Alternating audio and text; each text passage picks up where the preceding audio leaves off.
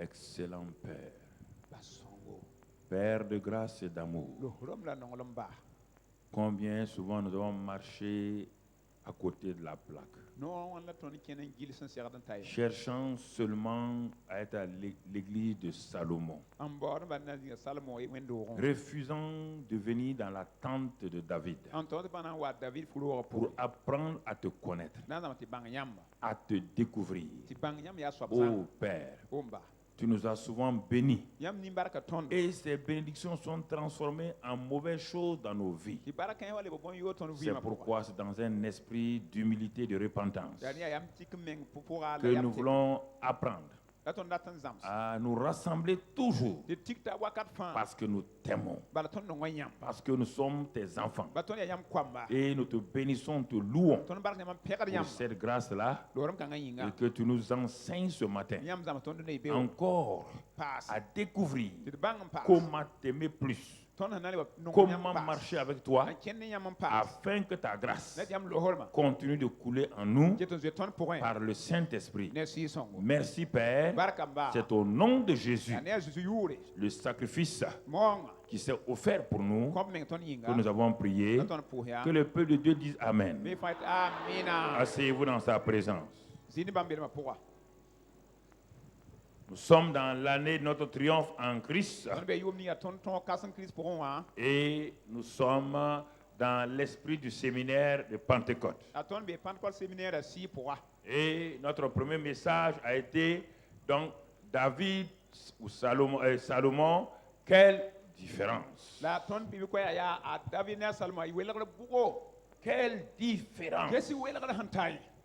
Un père et un fils. Oh, c'est extraordinaire. Mais c'est aussi malheureux. Un père et un fils. Le père vient d'une famille très, très, très humble et lui-même, il était dans une position vraiment de difficulté. Il était un simple berger, c'est son statut social. Il ne priait pas pour devenir roi, il ne songeait même pas à cela. Dans sa pensée, ce qu'il voulait, ce qu'il savait, qu'il y a un Dieu en Israël. Et son désir était de connaître ce Dieu-là. C'est pourquoi quand les regards de Dieu ont parcouru la terre, cherchant un roi, les regards de Dieu se sont posés sur cet enfant appelé David. Il avait 17 ans. Pourquoi un enfant de 17 ans va devenir roi? Pourquoi? Pourquoi on a laissé les anciens? Pourquoi on a laissé les sacrificateurs, des gens qui étaient positionnés? Parce qu'il marquait la vie de ce jeune homme-là. Est-ce que vous m'entendez ce matin? Ce qui marquait la vie de ce jeune homme-là, c'était la recherche de Dieu. Sur les montagnes et les collines, dans les prés, partout où il allait, son seul cri était: mon âme a soif de toi. Mon esprit te cherche au-dedans de moi et mon corps soupire après ta présence. Est-ce que réellement, depuis que tu es chrétien, c'est ça? Regarde, regarde, regarde. Tout le temps, c'est des plaintes. Tout le temps, c'est des murmures. Tout le temps, je veux ça. Tout le temps, tu veux ceci. C'est un enfant qui ne cherche rien. Dieu va lui donner tout. Et toi, tu cherches tout et tu n'as rien. Tu dois comprendre que quelque chose ne va pas. Oh, mon frère, ma soeur. Il avait faim et soif. Il soupirait. Et dans ses plaines, dans ses vallées. Sur les collines, le petit prenait sa guitare.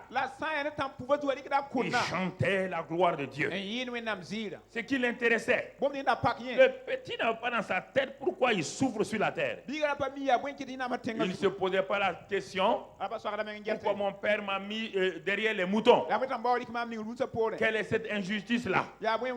Non, David était un homme qui savait que son père peut faire des erreurs, mais que Dieu ne fait jamais des erreurs. Même si son père ne le reconnaît pas, ce qu'il faut, que Dieu me reconnaisse. Et pour que Dieu me reconnaisse, il faut que je connaisse Dieu. Est-ce que tu as pris la route de la connaissance de Dieu? Est-ce que tu as pris la route de la connaissance de Dieu? La question est là. Partout on dit connaître Dieu. Osez dire connaissons l'Éternel. Cherchons à le connaître. David dit à son fils Salomon, connais le Dieu de ton père. Si tu ne le connais pas, ta fin est catastrophique. Et ce matin je te pose la même question. Est-ce que tu as, depuis qu'on a commencé ça, est-ce que tu as la recherche de la réalité de Dieu dans ta vie? Ou bien tu es en train de poursuivre encore les bénédictions? J'ai dit que les bénédictions de Salomon sont sorties par ses narines, par ses oreilles et par la diarrhée. Il est parti. Il n'y a pas un homme qui a eu toutes les bénédictions comme Salomon. Tout ce que vous voulez sur la terre, là, tous les rois de ce monde réunis n'ont pas eu la richesse de Salomon. Tous les présidents réunis n'ont pas eu la richesse de Salomon. N'ont pas eu la connaissance. Tous les scientifiques réunis n'ont pas eu la sagesse de Salomon. C'est écrit comme c'est dans la Bible. Ni aucun roi avant toi, ni aucun après toi. Même son père, David, était comme une ombre devant Salomon en matière de bénédiction. Mais regarde où il a terminé. Terminé comme un vulgaire bandit. Parce qu'il voulait seulement les bénédictions. Dieu ne l'intéressait pas. La connaissance de Dieu ne l'intéressait pas. Tu es à l'église là, pourquoi? Depuis que tu es converti, tu cherches quoi? Tu as fait 10 ans, 15 ans, tu cherches des bénédictions, ça ne va pas. Cherche! Change! Commence à chercher l'Éternel. Aie faim et soif de lui. Aie faim et soif de lui. C'est dans cette situation-là. Le petit ne s'attendait pas. Qu'un jour, quelqu'un vient rapidement en brousse. David, on t'appelle. Il dit, mais pourquoi? Je ne sais pas. Et le petit voulait chercher ses habits. On dit, non, c'est très urgent. Et il vient avec ses habits et sa harpe. Ses habits sentant l'odeur donc des moutons et des prés et des vals et des herbes. Il arrive. On n'a pas eu le temps de sanctifier. On n'a même pas eu le temps d'enlever ses habits. Dieu dit, ce n'est pas les habits qui comptent. On a sanctifié le grand frère David. On a changé ses habits. Dieu l'a rejeté. Tous les frères David ont été sanctifiés, nettoyés. Tout. Lui, il vient. Et quand Dieu voit ce jeune homme-là, son cœur était déjà mis à part pour Dieu. Dieu n'a pas regardé ses habits. Ce qui intéresse Dieu, c'est pas ce qui frappe l'œil. Ce ne sont pas vos habits.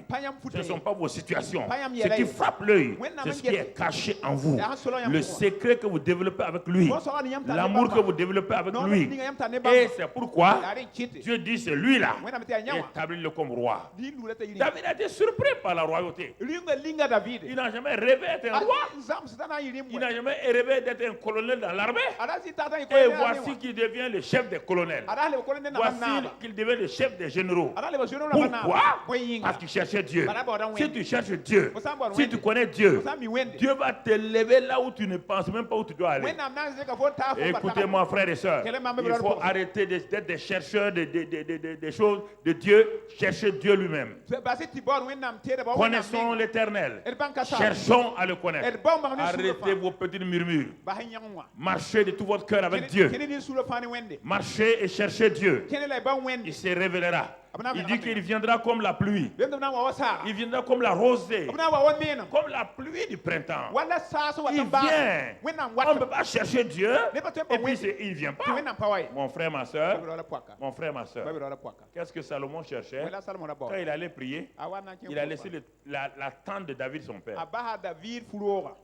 Il y avait le tabernacle de Moïse à Gabaon. Mais David avait enlevé l'essentiel du tabernacle de Moïse. Ce qui faisait la force du tabernacle de Moïse, c'était quoi? L'arche. L'arche de la présence de Dieu.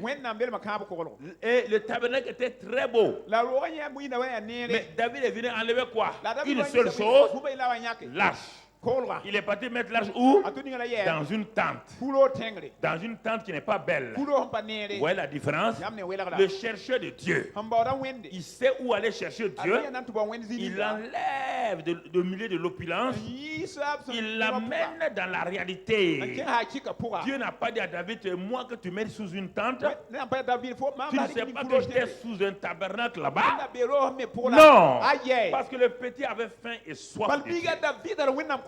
Et quand quelqu'un a soif, Dieu s'en fout. Maintenant, si tu as des erreurs, ce n'est pas son problème. Ce qui est important, c'est que tu veux Dieu. Il va corriger tes erreurs, mais il va te bénir, mon frère, ma soeur.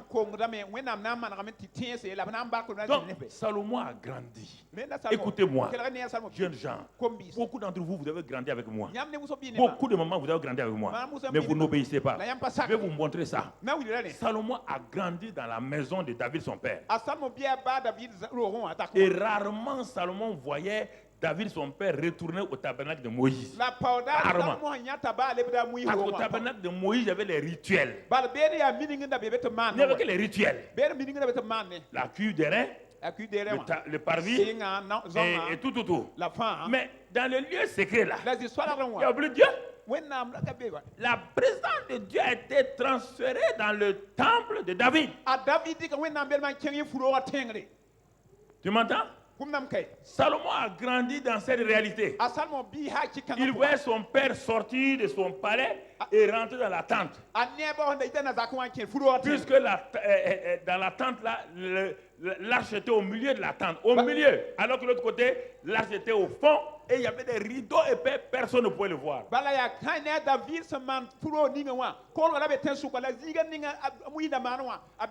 Votre fin de soif va amener Dieu à se révéler au monde sans que les gens meurent. Donc Samson a grandi et Salomon a grandi dans ça. Le temps est venu où Salomon maintenant est roi. On dit, ah, le petit là, il va exalter Dieu. Il va glorifier Dieu. Qu'est-ce que Salomon fait? Dans le livre des rois et dans le livre des chroniques, Salomon s'élève. On ne le voit pas entrer dans la tente de son père David où il y a l'arche. Écoutez-moi, il ne rentre pas là-bas pour chercher Dieu. Il donne dos à la tente de David son père. Parce qu'il a vu les faiblesses de David son père. Il connaît les défauts de David son père. Et il pense que Moïse est plus grand que son père David. Beaucoup d'entre vous c'est ça. Vous connaissez les faiblesses. Vous connaissez les imperfections. Mais vous oubliez que cet homme imparfait là, cet homme là, il a eu un secret. C'est qu'il connaît Dieu de façon personnelle. Il connaît Dieu de façon profonde. Il connaît Dieu. Il entend Dieu. Il est avec Dieu. Il sort de la présence de Dieu pour donner aux choses. Mais Salomon dit non. Je connais, papa est limité. Papa a fait beaucoup d'erreurs. Mais mon frère, il y a le tabernacle de Moïse qui est à Gabaon. Alors que maintenant David l'avait amené l'arche de Dieu à Sion, Jérusalem. Est-ce que vous entendez? Qu'est-ce qu'il a fait? Il a un roi 3, on ne va pas le lire. Il est là-bas. Il a ramassé toute son armée. Tout. Ils sont allés à Gabon. C'est là-bas qu'il y a le tabernacle de Moïse. Pourquoi il est allé là-bas? Parce que la tente de David, ça c'est pour les chercheurs de Dieu. La tente de David, ça c'est ceux qui veulent connaître Dieu. Le tabernacle de Moïse, ça c'est là où ceux qui veulent des bénédictions. Voilà deux sortes de vie. Voilà deux niveaux de vie chrétienne. À quel niveau de vie chrétienne tu es? Tu entends? La tente de David, où se trouve l'arche là. Tu ne peux pas aller là-bas avec un cœur partagé. Tu ne peux pas aller là-bas avec une hypocrisie. Tu ne peux pas aller là-bas en manipulant les gens. La tente de David, tu es nu devant Dieu. Ton cœur est ouvert devant Dieu. Tes intrigues sont révélées. Ton hypocrisie est révélée. À la tente de David, tu ne peux pas rester là-bas parce que Dieu va te révéler. Mais au tabernacle de Moïse, comme Dieu est loin, semble être loin, tu peux rester à la cuve des reins. Tu peux aller dans les parvis extérieurs. Tu peux arriver dans le lieu saint et parler à Dieu. Et comme Dieu est un Dieu qui écoute la prière, donc Salomon a préféré être un intercesseur que d'être un connaisseur de Dieu. Il était intercesseur. Et comme il priait, Dieu l'exauce.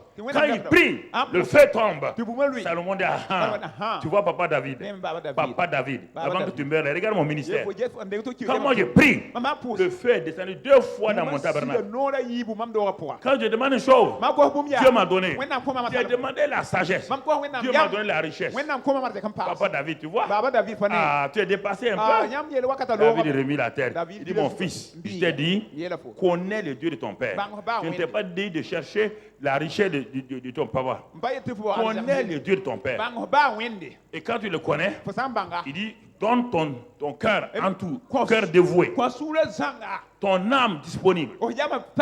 Cherche-le. Parce que le jour que tu vas l'abandonner, il va t'abandonner avec toutes tes bénédictions. Il va t'abandonner avec toutes tes bénédictions. Mais le petit croit que David est dépassé. C'est ça qui fait la mort subite des jeunes gens dans les églises et tout. C'est ça qui fait la destruction des gens. C'est ça qui fait. Ils touchent aux choses sacrées, ils ne savent pas. Ils confondent. Ils ne savent pas que l'onction là, quand l'onction n'est pas dans la présence de Dieu, l'onction te détruit, l'onction devient aveugle en ce moment-là. Mon frère, il est parti, il a tout reçu. Il a tout reçu. Regardez. Mais Dieu regarde Salomon. J'ai béni le petit là. Je lui ai donné richesse, victoire sur ses ennemis, longue vie. Bon, comme il est parti au tabernacle de Moïse, c'est moi qui ai dit de faire le tabernacle de Moïse. Mais il ne sait pas que les choses évoluent. Dans le tabernacle de Moïse, Dieu était caché. La tente de David, Dieu commence à se révéler. Jusqu'à ce moment où Dieu va venir en chair dans une tente de chair. Donc David a vu cette révélation. Mais Moïse ne peut pas comprendre ça. Dieu doit être caché. Si on le voit, on meurt. Même Moïse, à la fin de sa vie, il a commencé à comprendre que Dieu doit être visible, mais c'est trop tard. Et tu me comprends? Alors Dieu attend Salomon. Il est parti à Gabaon. Il a été béni. Il a été exaucé. Maintenant, du monde entier, les gens affluent avec des cadeaux. Les gens viennent avec des cadeaux pour bénir Salomon. Salomon devient le roi le plus populaire de toute la terre. La reine de Saba quitte l'Afrique, de l'Éthiopie. Allez là-bas. Les gens quittent dans le monde entier.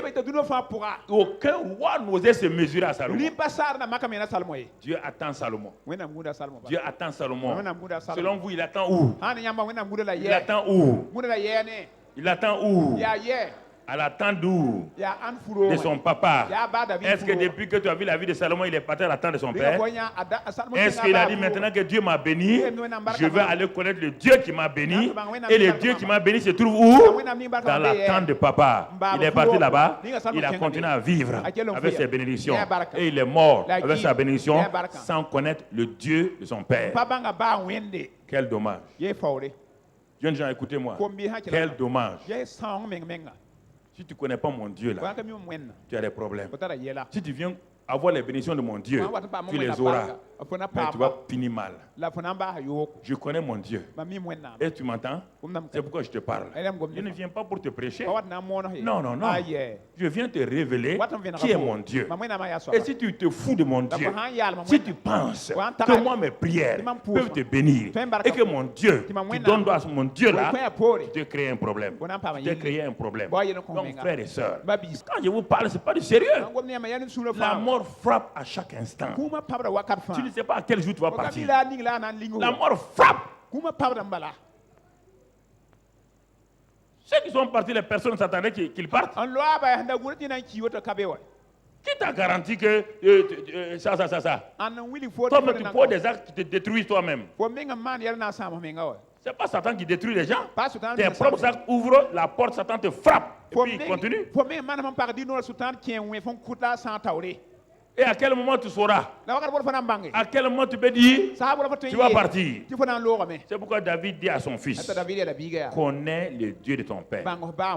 En venant ici là, frères et sœurs, je vous supplie, apprenez à connaître le Dieu de votre père. Ce que je vous dis là, les gens vont vous flatter. Les gens vont vous dire non, il y a ceci ou cela. Le problème n'est pas là. Le problème n'est pas là. Écoutez-moi, frères et sœurs, il faut apprendre à obéir. L'obéissance dans les plus petites choses, c'est ça la règle. Et mon message ce matin, c'est quoi? Mets le titre sur l'écran. Mets le titre. L'amour et l'obéissance, un couple de quoi? Alors, vous voulez triompher. Et à quel niveau vous êtes? L'amour et... Hein? Un couple de quoi? Il n'y a pas de triomphe sans l'amour et... On a déjà vu plusieurs éléments pour le triomphe. On a vu le Saint-Esprit. On a vu beaucoup de choses. Mais je suis en train d'avancer avec ta vie personnelle. Dieu ne parle pas de ta vie extérieure. Je parle de ton homme intérieur.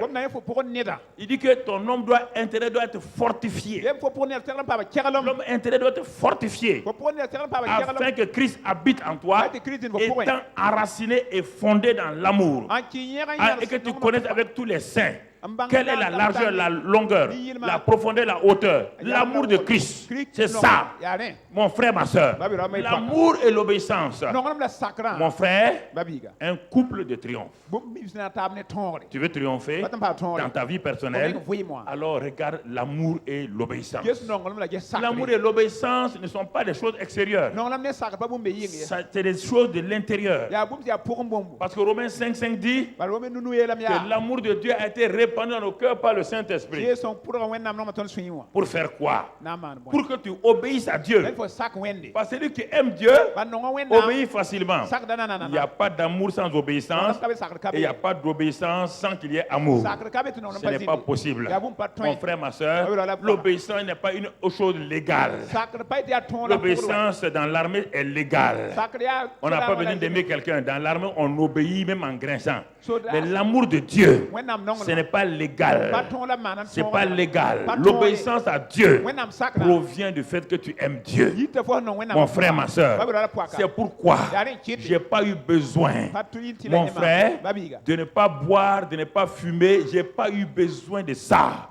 Tellement où mon Dieu me dit que lui, il veut pas que je détruise mon corps et que la cigarette détruise mon corps, j'ai mis ça de côté. L'amour que j'ai pour lui, il n'y a pas besoin d'aller jeûner et prier. Tellement où Dieu me dit que l'alcool détruit le corps. Tu vas prendre l'alcool pour faire quoi? L'amour que j'ai pour Dieu, mais puisque l'alcool détruit, les médecins te disent partout, on dit maintenant, c'est écrit sur les bouteilles, c'est écrit la cigarette, c'est écrit là où on vend les cigarettes, on dit que la cigarette tue. Et toi tu es bête et tu continues à fumer la cigarette. Même le vendeur te dit que la cigarette te tue. Chaque fois que tu achètes la cigarette, tu es en train de mourir.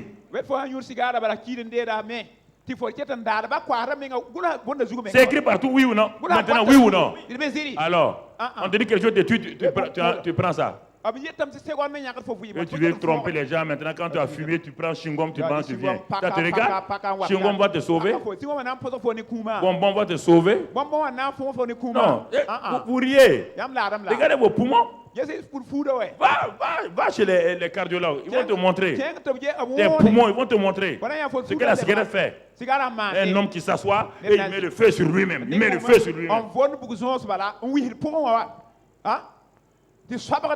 L'amour de Dieu.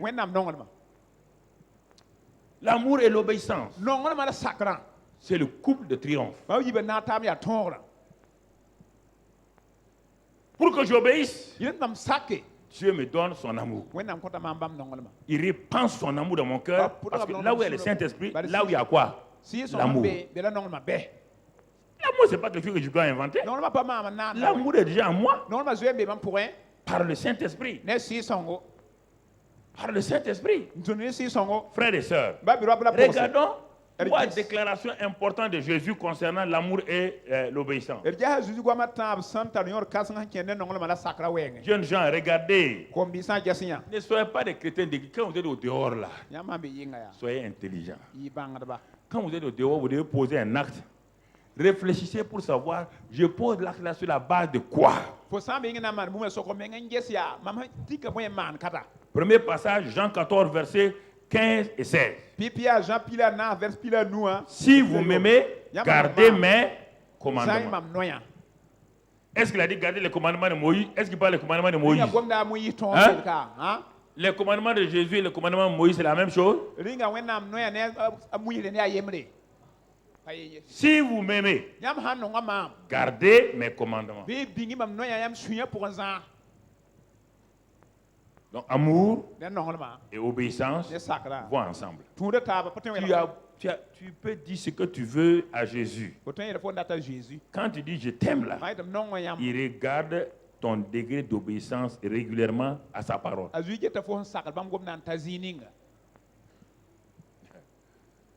Il regarde à ton degré d'obéissance. Quelle parole? Pardonnez-vous. Réconciliez-vous. Arrêtez de voler. Ne diffamez pas les gens. Il dit parce que l'amour qui est en toi là est capable de te garder de tout ça. Si vous m'aimez, gardez mes commandements. C'est le premier niveau. C'est le plus beau niveau que Jésus nous révèle. Il va le dire 3 fois dans ce passage de Jean 14. Et la suite de ce verset dit quoi exactement?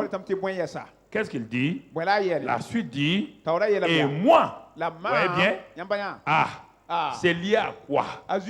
Si vous m'aimez, gardez mes commandements. Et moi, je prierai le Père et il vous donnera un autre consolateur afin qu'il demeure éternellement avec vous. Et continue mon frère, il dit, l'esprit de vérité que le monde ne peut recevoir parce qu'il ne le voit pas et ne le connaît pas. Mais vous le connaissez car il demeure avec vous et il sera en vous. C'était le premier niveau que Jésus voulait montrer. Qu'est-ce que l'amour et l'obéissance font dans la vie de quelqu'un? Ça, c'est le premier niveau. C'est du monde que Dieu nous a tous retirés. Dieu a tant aimé le monde que son amour a jailli par la croix est venu t'attraper toi et moi. C'est l'amour de Dieu. Et il a obéi à son propre amour. Tu aimeras le monde. Dieu dit oui. J'utilise l'amour que moi je suis amour pour aller aimer le monde. L'amour me donne la capacité d'aimer les gens qui ne sont pas aimables. Ni toi et moi nous étions aimables aux yeux de Dieu. Nous étions mauvais, rebelles. Rebelles à Dieu. C'est Dieu qui a pris son amour. Dieu est amour. Et sa volonté. Il veut aimer le monde. Il a obéi à sa propre parole. Il a envoyé son fils la parole qui est venu dire oui, mon père m'a dit de venir vous montrer qu'il vous aime. Et c'est pourquoi je donne ma vie pour vous. C'est l'amour de mon père pour vous. Et moi j'obéis à cet amour là. Moi aussi je paye un prix. L'obéissance paye un prix. Vous voulez jouer. Quelqu'un a quitté le ciel. Là où on ne dort pas. Là où on ne mange pas. Là où on ne sommeille pas. il est sain, il n'a pas chaud, il ne doit pas dormir. Il est venu 24 heures sur 24. Il s'occupe de vous. Et il te dit à toi, il te dit, je vais te donner la capacité de faire la même chose. Et là, toi, tu refuses. Lui, il a quitté le ciel là. Il est devenu un homme comme toi. Il devait manger comme toi. Il était plus frustré que toi. Lui, il ne mangeait pas. Il ne dormait pas. Il ne buvait pas. Il ne partait pas au WC. Le voilà soumis à tout ça. Parce qu'il t'aime. Il a obéi parce qu'il t'aime. Il te dit à toi, j'ai mis mon amour en toi. Toi, aime seulement tes frères. Là, tu refuses. Et tu vas aller au paradis. Toi, tu vas aller au paradis. Mon œil, ouais. Tu vas aller au paradis. Tu n'as pas vu le prix que Jésus a payé? Pourquoi nous flattons? Salomon a obéi. Dieu a dit, ok, David. David était en haut déjà. Dieu a dit à David, ton petit l'a désobéi. Hein. Je suis obligé de frapper. Moi, je ne regarde pas. Je frappe. Je vais lui donner, je vais lui laisser une seule tribu. À cause de toi. Parce que tu m'as dit de garder ta chose. Je vais, okay. Je vais lui enlever tout. Et je lui laisse une seule tribu à cause de toi. Est-ce que nous comprenons? Bien-aimés frères et sœurs, on doit grandir. Nous devons triompher. Triompher de quoi? De nous-mêmes. Notre vrai ennemi, c'est nous-mêmes. Notre vrai ennemi, c'est nous-mêmes. Ce n'est ni le diable, ni mon voisin, ni ma femme, ni mon mari. C'est moi-même. Mon vrai ennemi, mon adversaire, c'est moi-même. Alors, frères et sœurs, quand nous commençons à comprendre ça, Jésus dit c'est le premier niveau d'amour. Dieu m'a aimé et il a manifesté cet amour-là par l'obéissance de Jésus. Donc tu vois les deux couples là, le couple là, l'amour et l'obéissance. Le Père est amour, il m'a aimé. Jésus est la parole, il a obéi. Les deux ensemble, ça amène le salut. Chaque fois que tu aimes, tu obéis, il y a le salut. Le salut veut dire quoi? Guérison, délivrance, bénédiction, prospérité, sozo, ça. Chaque fois qu'il y a l'amour, l'obéissance, la bénédiction est là. Chaque fois, l'amour, l'obéissance, la bénédiction est là. Chaque fois, l'amour, l'obéissance, l'amour, l'obéissance. Chaque fois, mon frère, ma soeur, c'est ce que Dieu te dit. C'est ce que Dieu te dit. Ce que Dieu te dit. Ne cherche pas. Ne cherche pas. N'aie pas des idées bizarres. Mon frère, ma soeur. Alors, regarde Acte 5. Acte 5, verset 29. Acte 5, 29. Regardons ce passage-là. Donc, nous allons avancer. Acte 5, verset 29. Pierre et les apôtres répondirent aux sacrificateurs, il faut obéir à Dieu plutôt qu'aux hommes. Ensuite, la suite. Le Dieu de nos pères a ressuscité Jésus, que vous avez tué en le pendant au bois. Verset 31. Dieu l'a élevé par sa droite comme prince et sauveur. Vous entendez? C'est ça l'amour et l'obéissance. Voilà. Pour donner à Israël la repentance et le pardon des péchés.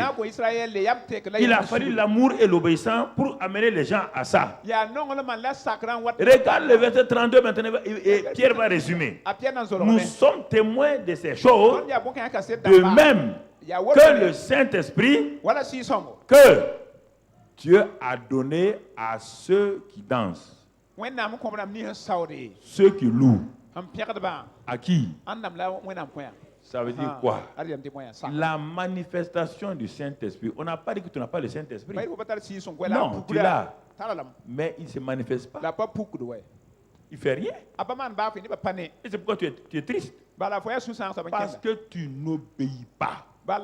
Dieu te suit depuis des années pour un seul but, tu n'obéis pas. Une seule chose, tu n'obéis pas. Chaque jour, il vient.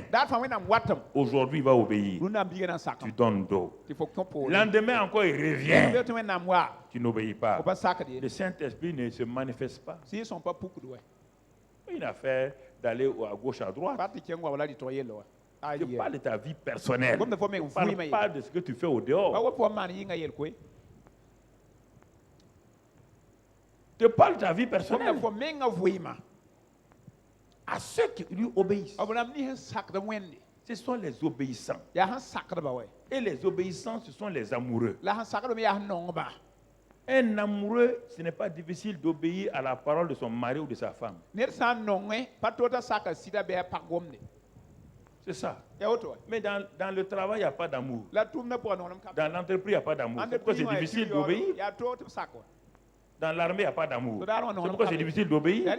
On obéit, mais les jours qu'on a l'occasion, on monte à l'autre là à qui on a obéi. Là,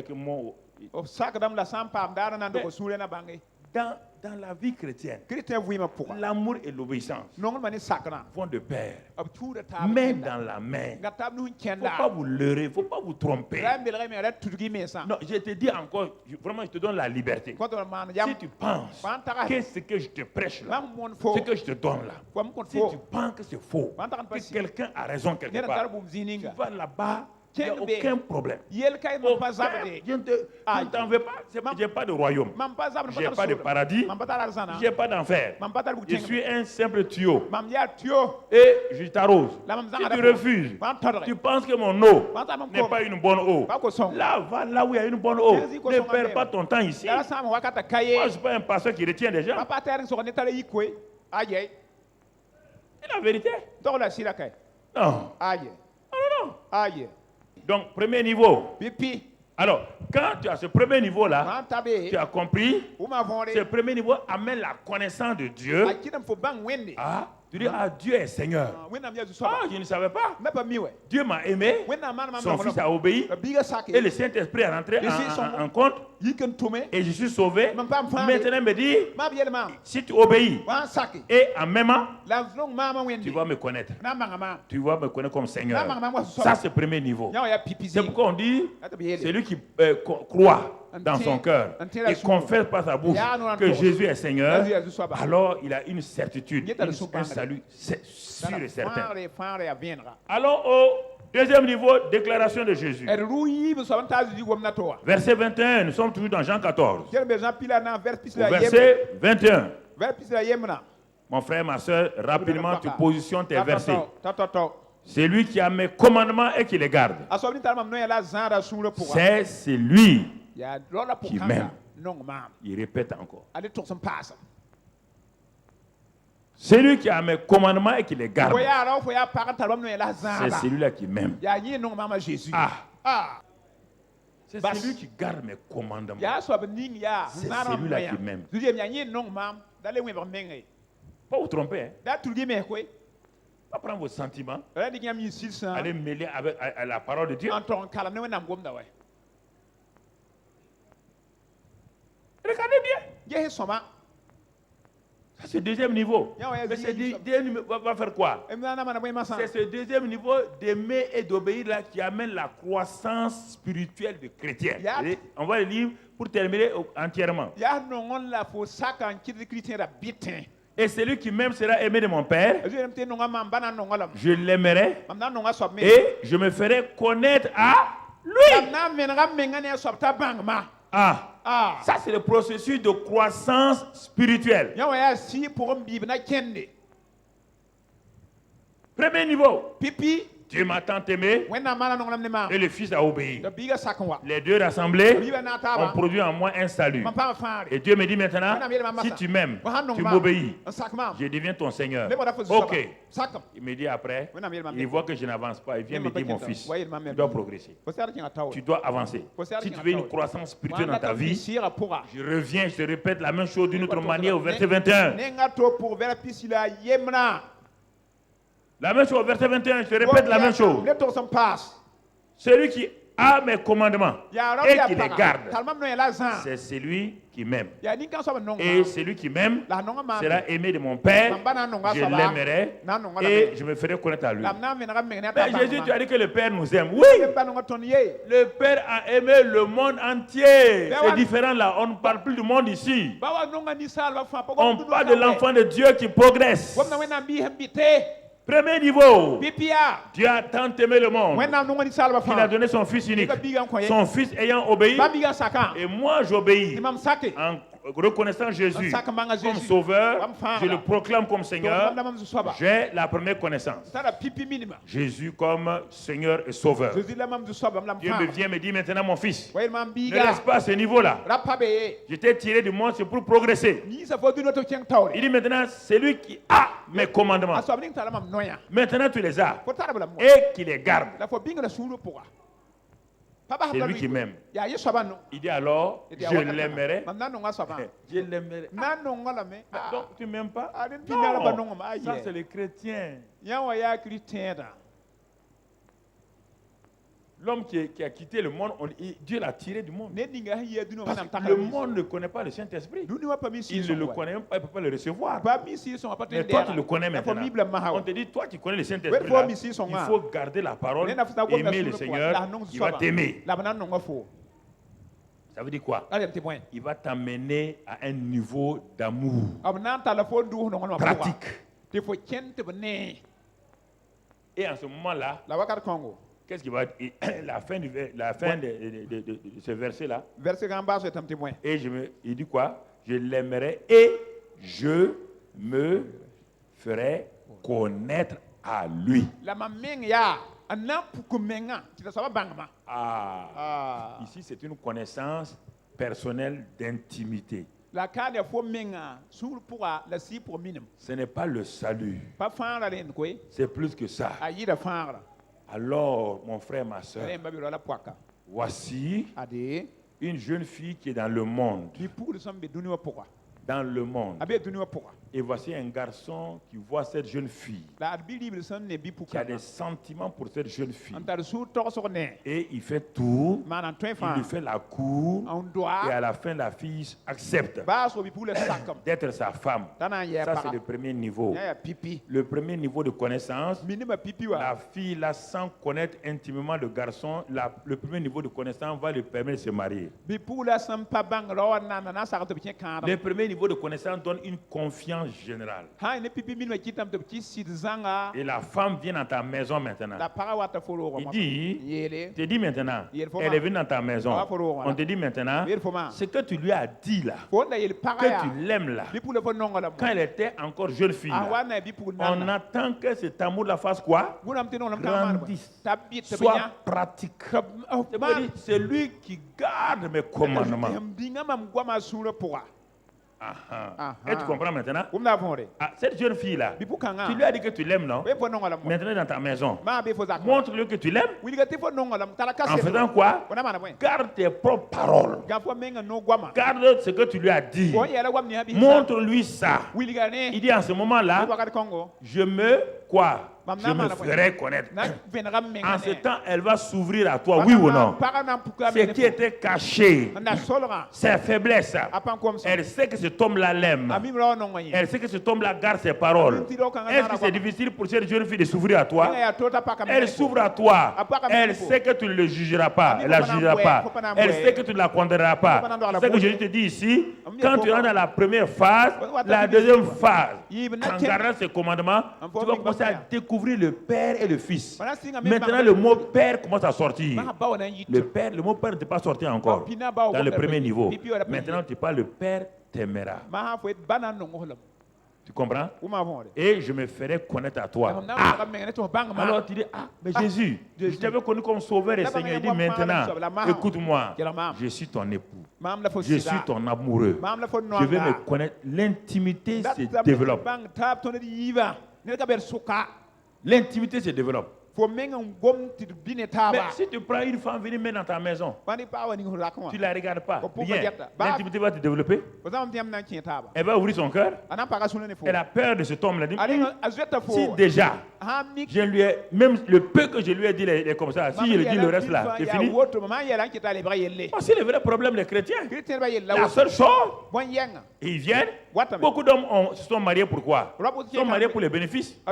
Uniquement les bénéfices. Il y a des chrétiens ici qui viennent nous raconter des histoires que Dieu leur a parlé, Dieu leur a parlé. On les marie ici, 3 mois après ils se tapent, 3 mois, 2 mois ils se tapent, ils sont pleins ici. Des menteurs comme ça. Il faut développer ta relation. Tu es venu mentir à tes pasteurs que Dieu t'aime, on est venu te bénir. 3 mois, 6 mois plus tard, tu es derrière une fillette quelque part de partout. C'est quel amour ça? C'est le vrai problème.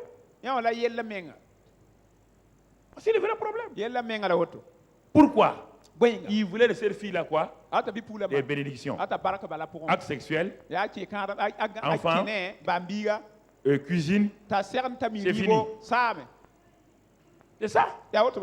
Beaucoup de gens veulent chez Dieu des bénédictions. Mais Dieu lui-même, on s'en fout. La femme est maltraitée. Lui-même, il achète des habits, 25 000. Il achète des costumes, 25 000. La femme a la même robe. Quand elle demande l'argent, c'est problème. Tu gaspilles l'argent. Tu as marié une femme. Une femme est l'honneur d'un homme. Quand une femme sort, si son mari est en aïe, la femme est bien habillée. Tout le monde est content. Mais si un homme est bien habillé et on regarde sa femme, elle est en aïe, tout le monde est un homme comme ça, là. Regarde sa femme. Il y en a plein encore ici. Honte à vous. Honte. Honte à vous, hein. Chrétien. L'enfant de Dieu qui ne prend pas soin de sa femme. Honte à vous. Honte. Vous parlez en langue. Quelle langue? De quelle langue vous parlez?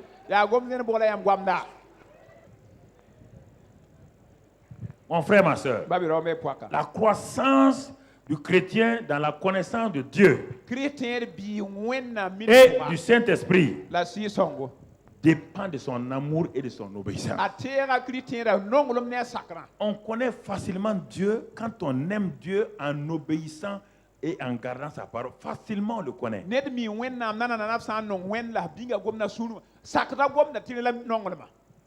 je ne peux pas connaître ce type-là si je ne le fréquente pas. Non. Quand on dit ami là, la différence entre un ami et un collègue, c'est quoi? Le collègue, je le vois au bureau. On travaille 8 heures ensemble. On parle ensemble, mais on ne partage pas. L'ami, quand le temps du bureau est fini, je suis avec lui. Il est avec moi. On s'assoit, on parle, on partage nos soucis. On partage les choses. Au fur et à mesure, notre amitié grandit. C'est cela que Dieu dit.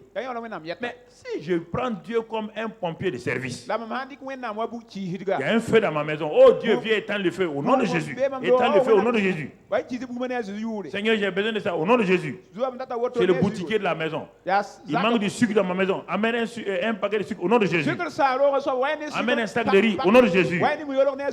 En ce moment-là, Dieu devient un pompier de service. Il devient un épicier du quartier. Il devient un bénisseur simplement. Frères et sœurs, il faut rentrer en vous. Je vous ai dit, nous ne resterons pas sur la terre là.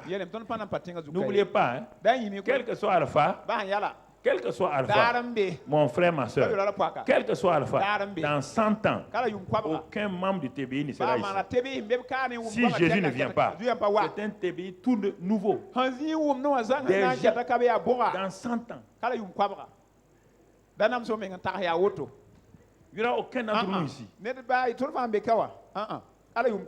Aucun. Donc, mon frère, donc ça veut dire que tu es passager sur la terre. Et tu dois aller dans l'éternité. Toi, tu prépares la terre, tu prépares l'éternité.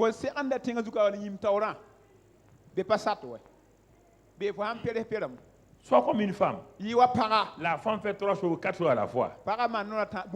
Oui ou non? Tu vois, la femme elle fait ici. Elle est en train de faire là-bas. Sa main gauche fait ici. Sa tête fait ici. Et tout lui réussit. Amen. Mais est-ce que tu as déjà vu un homme qui fait 2 choses à la fois? Il ne peut pas. Un homme, une seule chose. Il est assis seulement, il pense à ça. Il pense à ça. Mais en ce temps, la femme fait 4 choses. Tu te demandes comment elles le font. 5 Comment elles font? 5 choses. Ça, c'est un miracle. Si tu ne comprends pas ça, tu vas croire qu'elle a des démons. Elle n'a aucun démon. Aucun. Au contraire, si tu enlèves une ou deux choses, tu la rends démon maintenant. Laisse-la comme ça fonctionner. Laisse-la fonctionner. Dieu l'a créée comme ça. Elle est capable de faire tout ça. Et c'est pourquoi elle peut t'aider, mon frère. Oui. Pourquoi elle peut te donner des conseils sans que tu ne saches. Si tu enlèves ça, tu lui enlèves sa capacité de t'aider. Mon frère, ma soeur, tu vois, troisième déclaration de Jésus que j'ai notée. Verset 23 maintenant. Il reprend la même chose. Regarde. Jésus lui répondit, si quelqu'un m'aime, il gardera ma parole. Et mon Père l'aimera. Regarde, il reprend, regarde, le verset en haut, premier verset là, il parle de lui-même et le Saint-Esprit. Le 21, le Père apparaît. Maintenant, le Père apparaît. Maintenant, regarde, il dit, le Père l'aimera. Nous viendrons à lui et nous ferons notre demeure chez lui. Ça, c'est quoi? Le Père, le Fils viennent par qui? Saint-Esprit. La plénitude est maintenant en toi. Est-ce que tu comprends? C'est ça la connaissance finale. Donc le Père veut que Dieu veut que tu connaisses le Père, le Fils et le Saint-Esprit. Et qui fait ça? Le Saint-Esprit par le terme qu'on appelle la communion du Saint-Esprit. C'est le Saint-Esprit qui amène la présence du Père et du Fils en toi.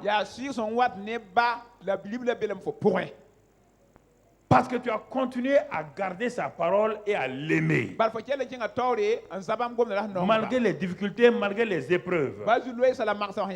Tu as continué à garder sa parole. Tu as continué à obéir à sa parole.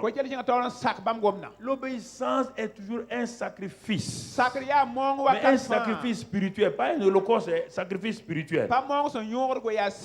C'est-à-dire la mort à toi-même, à tes intérêts.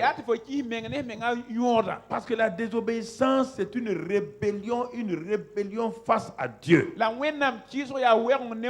Chaque fois que je désobéis, je dis à Dieu, tu es un incapable, tu ne comprends rien. Moi, je comprends mieux que toi et je ferai ça. C'est ça que ça veut dire la désobéissance.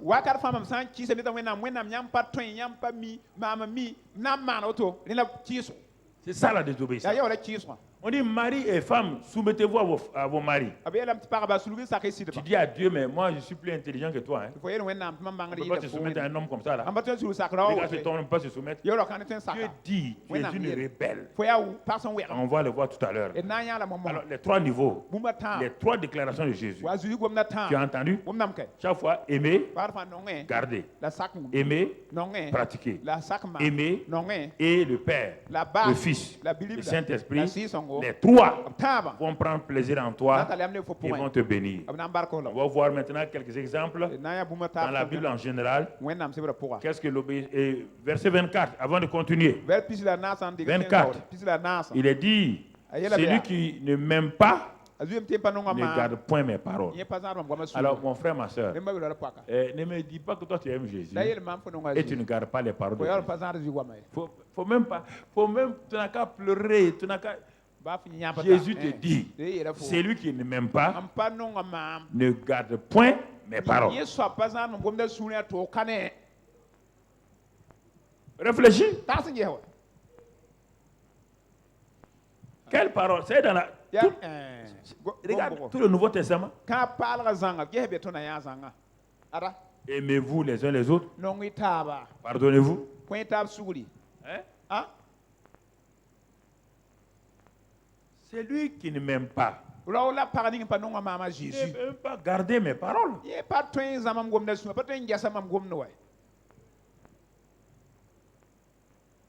Réfléchissez. C'est lui, ou bien si on prend à l'envers la phrase. C'est lui qui ne garde pas mes paroles me montre qu'il ne m'aime pas. Tu comprends? On dirait que tu n'as pas l'air de saisir. Hein? Aimer Jésus là. ce n'est pas sa personne physique. Parce que sa personne physique est actuellement au ciel. Il parle de son corps. Son corps qui est sur la terre. Comment aimes-tu les membres du corps de Christ sur la terre et aimes-tu ton prochain qui n'est pas encore membre du corps?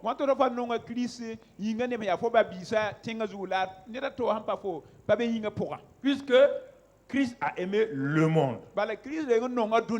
Et si tu es membre du corps de Christ, tu dois aimer les gens de ce monde-là, pas le monde dans sa mais quand on parle du monde, ceux qui ne sont pas encore sauvés.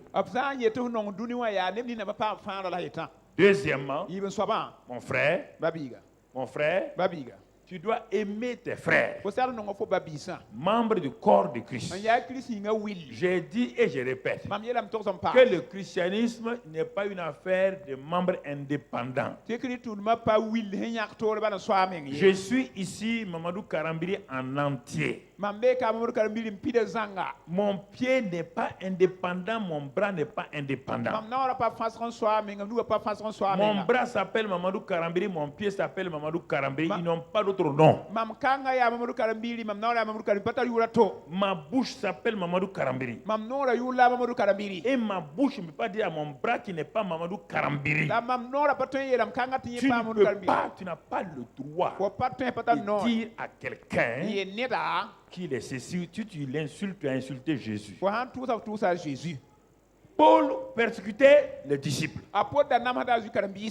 Quand Jésus l'a arrêté, Jésus lui dit, mais pourquoi me persécutes-tu? Il dit, mais qui es-tu, Seigneur? Il dit, je ne sais pas, je m'appelle Jésus. Il dit, non, ce sont les chrétiens là. Il dit, mais c'est mon corps. Il dit, Paul, toi tu es un docteur de la loi. La tête d'un homme s'appelle qui? Il dit Jésus. Son corps s'appelle quoi? Abraham? Hein? Alors, écoutez-moi. La souffrance vient qu'on ne veut pas reconnaître les membres du corps de Christ et qu'on les maltraite. Au moment où tu maltraites un frère, une soeur, tu es en train de te maltraiter. Que tu veux ou tu ne veux pas, tu es en train de te maltraiter.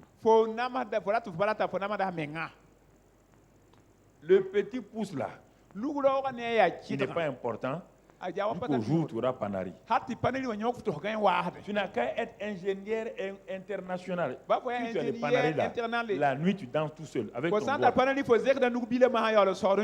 petit doigt là te fait danser. Ça te prouve, si tu ne connais pas, ça te prouve quoi? Regarde, quand tu as le palu, tout ton corps est couché, oui ou non? Ton palu là c'est dans tes pieds. Mais pourquoi tu es couché? Pourquoi les pieds ne te disent pas, nous on va aller? Est-ce qu'ils peuvent? Alors, pourquoi?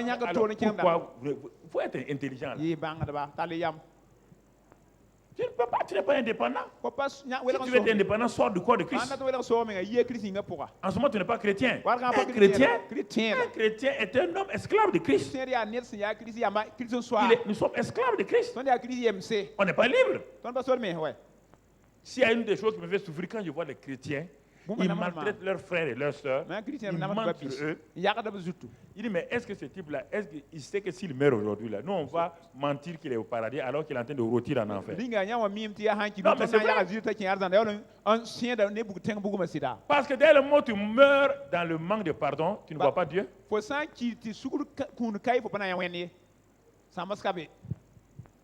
Mon ami, regarde. Il dit, celui qui ne m'aime pas ne garde pas mes paroles. Lisons rapidement quelques cas d'obéissance et désobéissance et nous allons voir.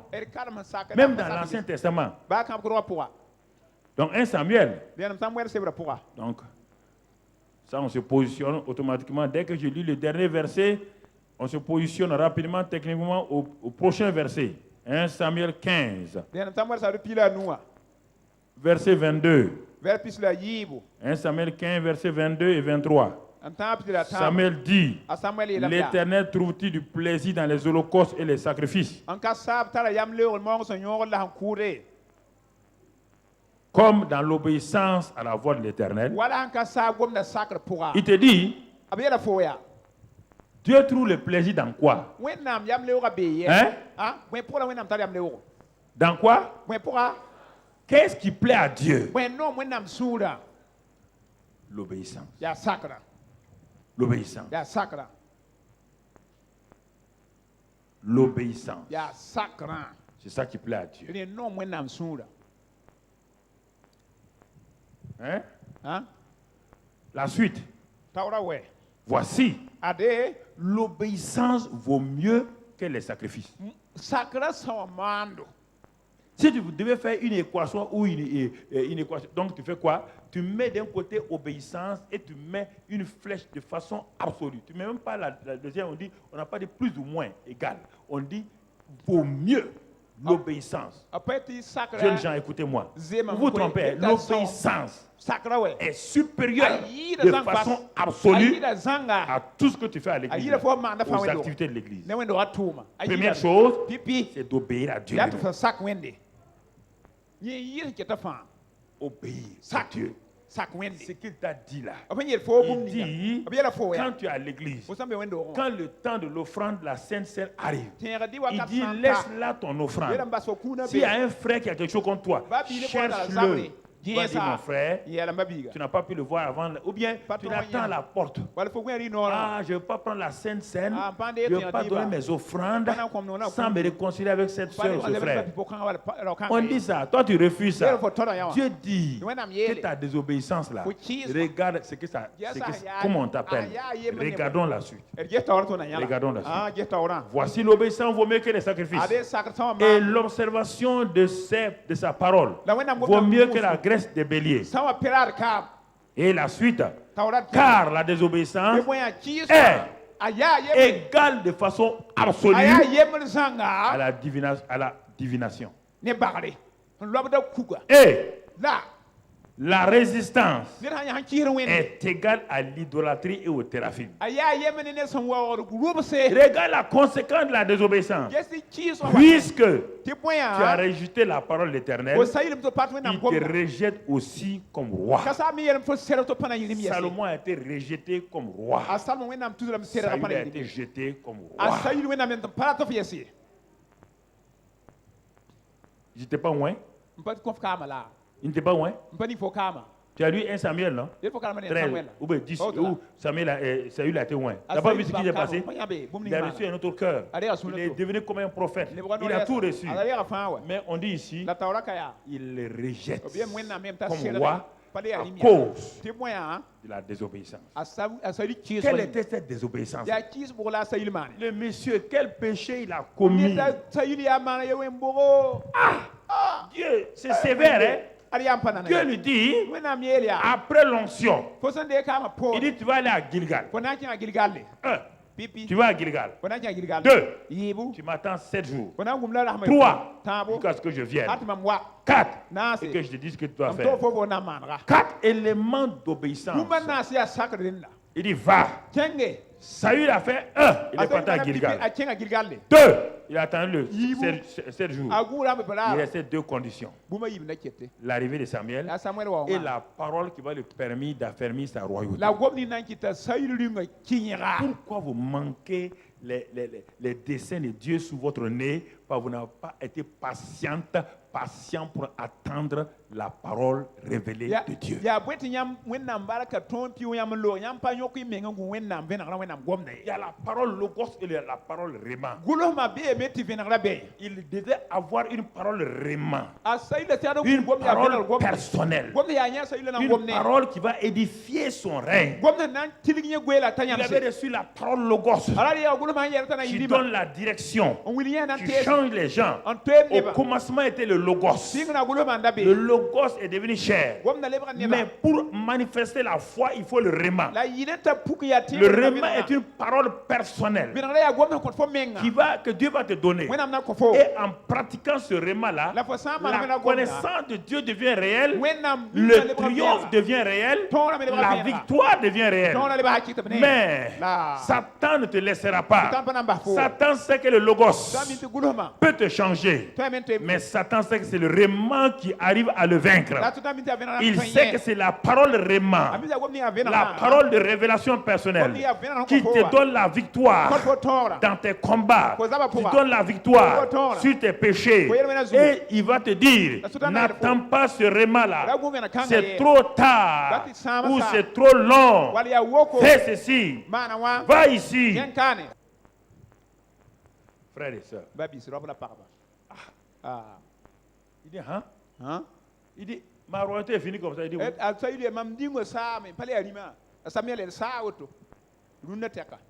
Il a dit, j'ai attendu 2 jours. Il ne vient pas. Je suis un roi ouin. Je suis ouin. Je suis un roi ouin. Pas calme. C'est-à-dire, j'ai l'onction de Dieu, la puissance. Je peux faire les choses. Tu n'as pas besoin d'attendre l'homme de Dieu. Nous sommes tous ouins, non? C'est le roi des gens. Tu es ouin, mais qui t'a ouin? Tu es assis, tu t'es ouin. Qui a posé l'huile sur toi? C'est Samuel. Qui a dit d'aller à Gilgal? C'est Samuel. Qui a dit d'attendre? C'est Samuel. Qui a dit que Dieu va te donner une parole? C'est Samuel. Et toi, tu laisses Samuel. Tu te mets à la place de Samuel. C'est ça la perdition de beaucoup d'entre nous. Et il y a des gens qui ont pris mes paroles à les balancer dans les maisons. On leur a dit autre chose. C'est pourquoi je vous regarde. Moi, je vous parle ici de la part de Dieu. Vous partez ailleurs. Ok, si ça peut s'accomplir, gloire à Dieu. Si vous êtes des enfants halal, si un père halal, je vous dis une parole halal, soyez des halal. Un point c'est tout. Soyez vrai.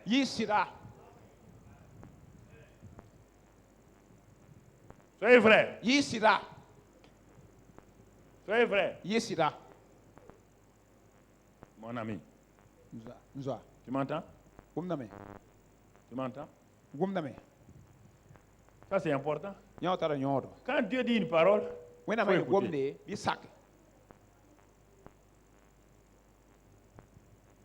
Faut écouter.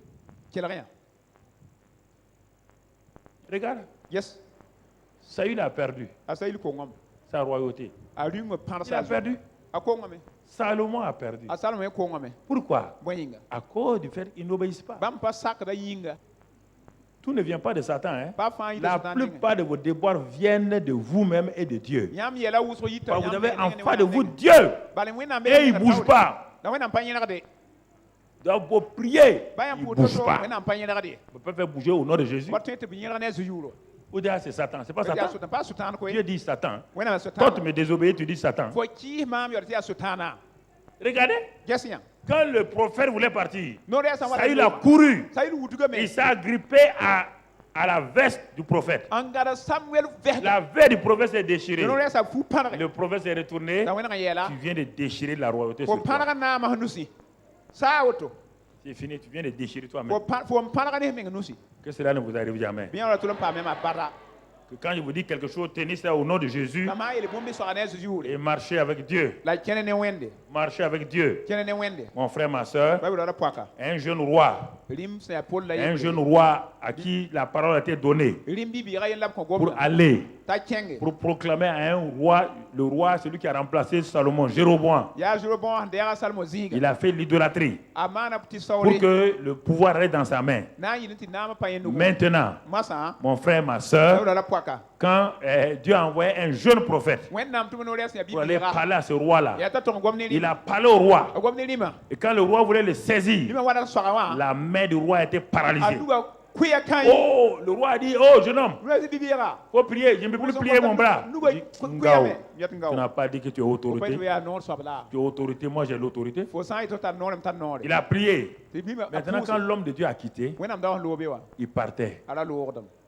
Les enfants d'un vieux prophète ont vu l'homme de Dieu. Ils s'en vont dire à leur papa, papa, on a vu un homme de Dieu. Le vieux l'a dit quoi? Il dit un homme de Dieu, moi je suis là, un autre homme de Dieu. Il dit où il est? Il a pris la route là. Il a scellé son âme. Regardez comment les gens détruisent la vie des gens. Et parfois on vous cherche pour vous détruire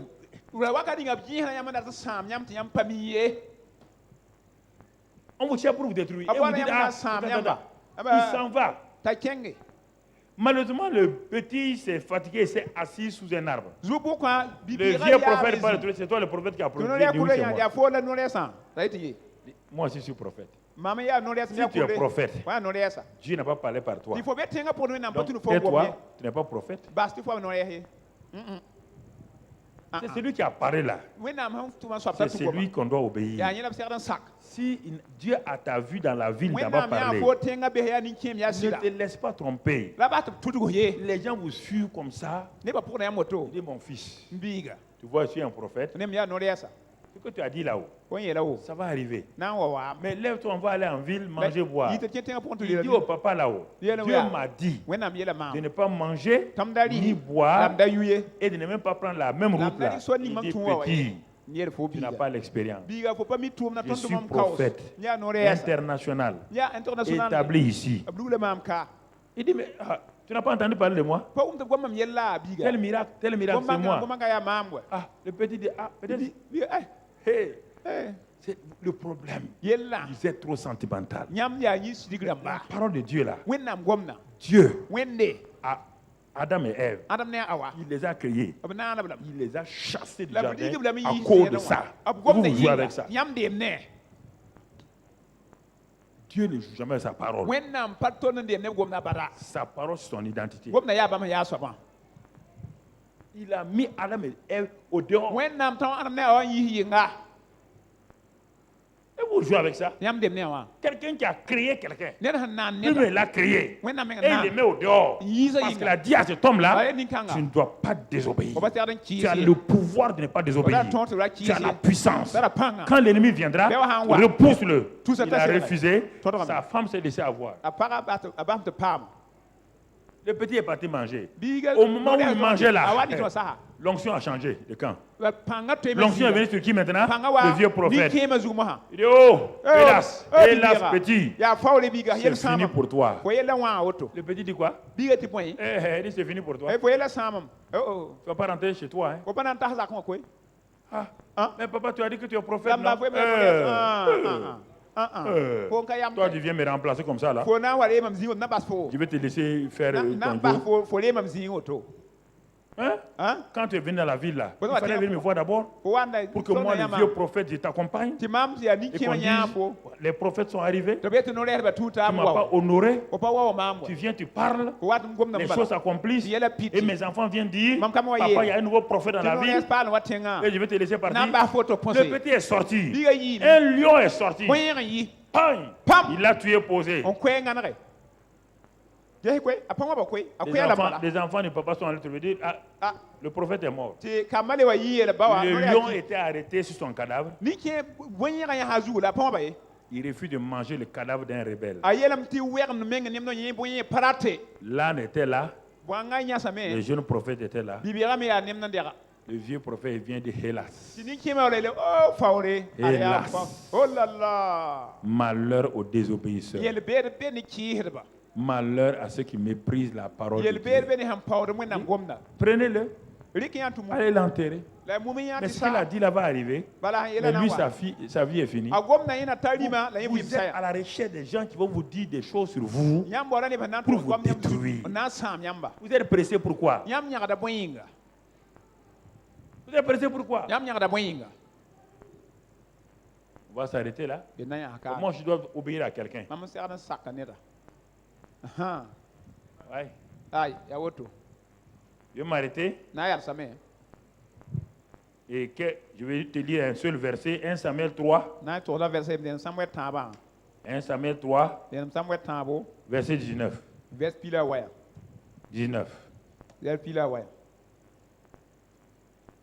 Regardons le cas d'obéissance. Samuel grandissait. L'Éternel était avec lui. Et il ne laissa tomber à terre aucune de ses paroles.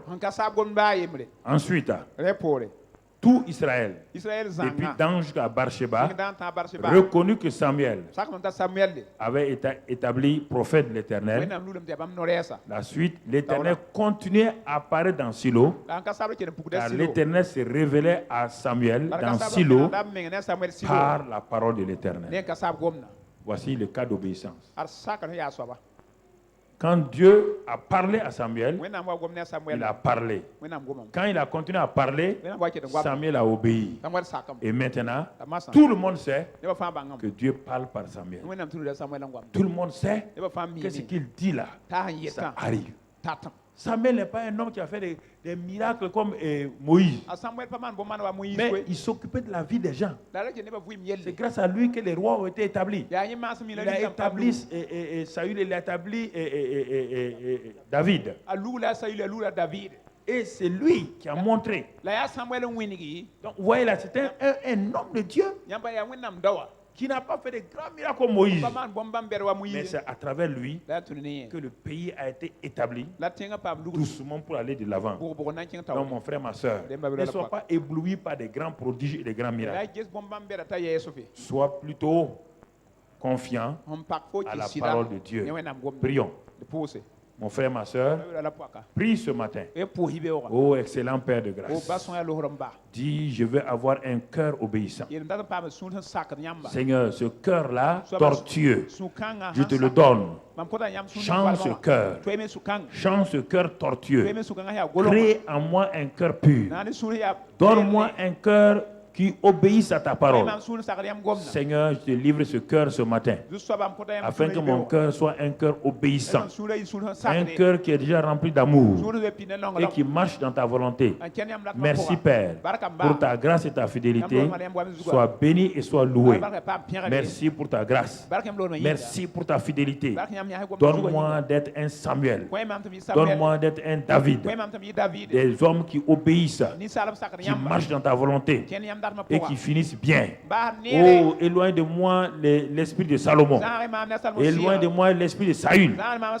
Ces esprits tordus qui font qu'on désobéit à Dieu. Seigneur, arrache-moi. Libère-moi. Ces esprits tortueux. Ces cœurs tortueux. Mais Seigneur, que le Saint-Esprit manifeste en moi l'obéissance, la vérité.